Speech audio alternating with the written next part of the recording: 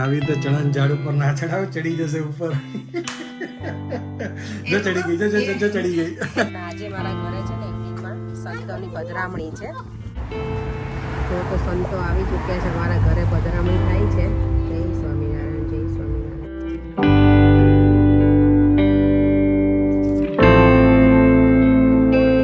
જય શ્રી કૃષ્ણ, જય સ્વામિનારાયણ. આજે મંગળવાર છે. સવારનું વેધર જો સારું હતું ને, અત્યારે બગડી ગયું. 10 વાગ્યા ને જો વરસાદ શરૂ થઈ ગયો છે. અમારે વિચાર કરતી હતી કે અત્યારે દેવમને લઈને થોડી વાર પાર્કમાં જઈશ. આજે ઘરે છું તો પણ વેધર નથી સારું. તો શું કરીએ હવે આપણે? દેવમને પૂછીએ આપણે શું કરીએ. દેવ ક્યાં ભાગી ગયો? દેવમ તો ઉપર. દેવમ ચાલ બેટા બ્રેકફાસ્ટ કરી લે.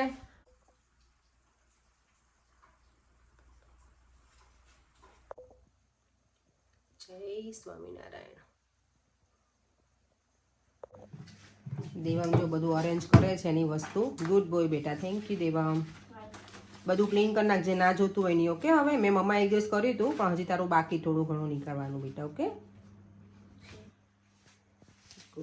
દેવાંગ અહીંયાનું ક્લિનિંગ કરે અને હું મારા ઉપર થોડું કામ છે ફ્લોર ઉપર બધું ક્લિનિંગ કરવાનું, તો એ હું કરું. એટલે બંને મા દીકરો જોડે ક્લિનિંગ પૂરું કરી દઈએ અમારું. જો દેવા મેં એનું ખાણું મસ્ત ક્લીન કરી દીધું છે. અમારા લોકોને જવું છે બહાર થોડી વાર, પણ આ વેધર એટલું બગડ્યું છે ને અચાનક અત્યારે, એટલે ખબર નહીં થોડું સારું થાય ને તો હમણાં મારી ફ્રેન્ડ મમતા છે ને આવશે, પછી અમે છોકરાઓને લઈને થોડી વાર જઈશું બહાર. તો એ લોકોને ગમે ઘરમાં ને ઘરમાં હોય એના કરતાં થોડા વાર બહાર ફરતા આવીશું. જો પ્રિશા આવી છે ઘરે અત્યારે, તો દેવામની થોડી કંપની રહી. બંને હવે સ્ટડી કરે છે. કંઈક શું કરો દેવમ તમે બંને? નંબર્સ. ઓકે. અને હું જો અત્યારે મારી મેથીની ભાજી કરું છું, રેડી કરીને રાખું. એટલે હવે ખબર નહીં શું બનાવીશ. લાવી છું તો રેડી તો કરી નાખું. કંઈક બનાવશું, થેપલા કે એવું. ભજીયા નથી ખાવાના હવે. થેપલા બનાવીશ કે મેથીની ભાજી બનાવીશ ચણાના લોટવાળી. તો જોઈએ હવે શું બનાવું છું. જો તો અમે લોકો ઉપડ્યા છીએ હવે લીડલમાં. મને ફ્લાવરનો બુકે લેવો છે ને એના માટે. અને આજે મારા ઘરે છે ને ઇવનિંગમાં સંતોની પધરામણી છે, તો એના માટે હું બધી તૈયારી કરું છું. ફ્લાવર ને હવે મને ખબર નહીં, હાર મેં ક્યારેય ફ્લાવરનો બનાવ્યો નથી ફૂલનો, પણ જોઈશ અને ભગવાન માટે બનાવીશ હાર પણ ઘરે જઈને. બધું પહેલાં ફ્લાવર લઈ આવું અને પછી ઘરે જઈને બધું રેડી કરી નાખું. અમુક વસ્તુ તો મેં રેડી કરી જ નાખી છે, પણ થોડું ઘણું બાકી છે તો ઘરે જઈને. અને મમતા મારી જોડે આવે છે તો અમારે પહેલાં છોકરાઓને લઈને લાઇબ્રેરી જવાના છે. છોકરાઓને જે બુક લેવી હોય એ બંને લઈ લેશે, દેવા મને પ્રિશા. કારણ કે હવે વેકેશન છે તો એ લોકોને ટાઈમ ક્યાંક તો અમારે સ્પેન્ડ કરાવો ને. કારણ કે ઘરે ને ઘરે કેવું કરે, જો ધ્યાન ના હોય તો મોબાઈલ કે ટીવી લઈને બેસી જાય.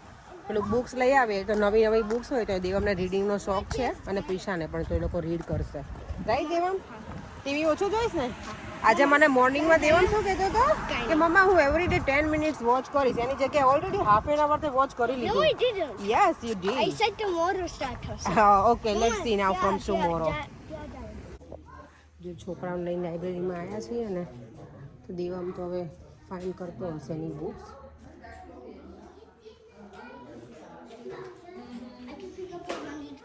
દેવામ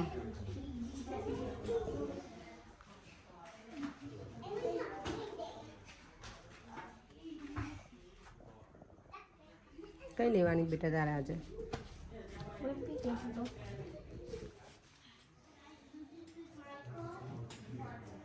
જો બધી કુકિંગની બધી બુક્સ તો છે, પણ આમાં વધારે પેલું નોનવેજ ને વેજ બંનેની હોય એટલે.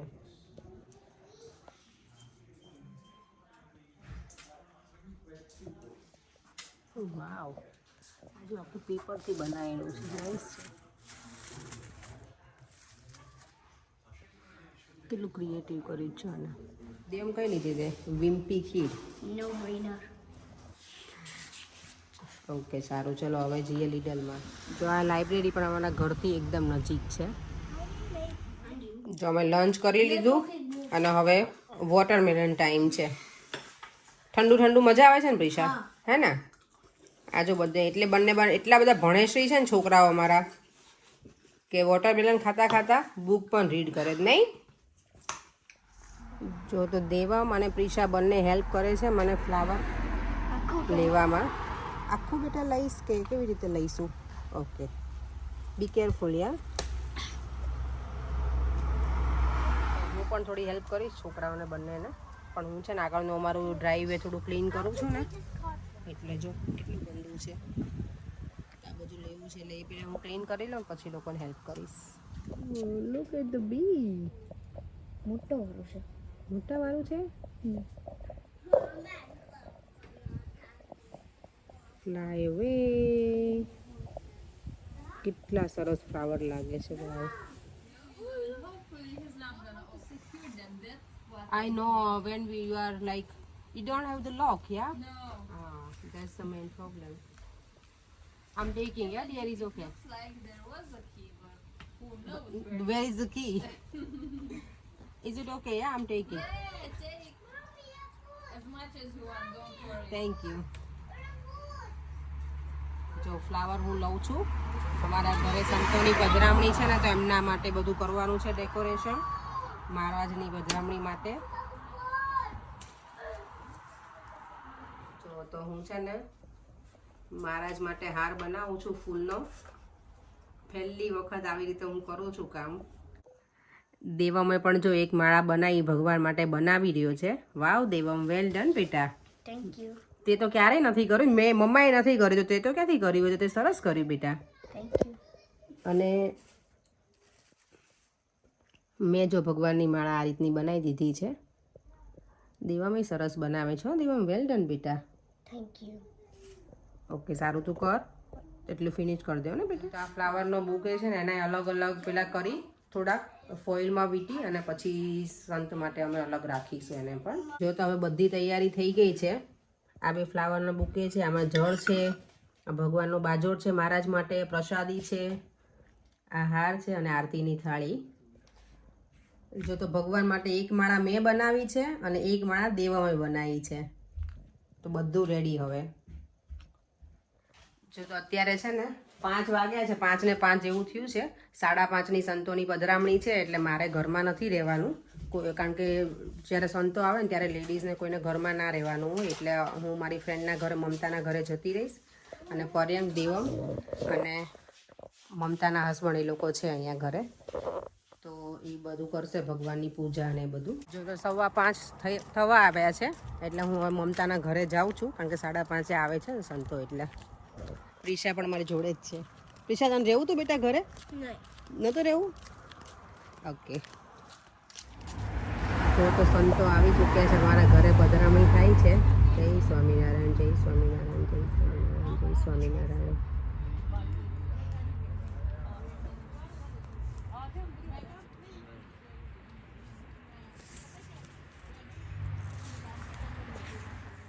જો તો સંતોની પધરામણી હતી ને, તો આ મહારાજની મૂર્તિ ને ફોટો ફ્રેમ આપીને ગયા છે સંતો. જય સ્વામિનારાયણ. સ્વામિનારાયણ. અને પરેંગે કીધું કે જે સંતની પધરામણી હતી પણ અહીંયા આવે ને તો આપણે વિડીયો અમે યુટ્યુબમાં અલાઉડ નથી, એટલે અમે મૂકી નહીં શકીએ. ખાલી મેં જે પ્રિપેરેશન કરી છે ને એ જ બતાવી શકીશ વિડીયોમાં, તો બાકી તો નહીં મમ્મી મૂકી શકીએ.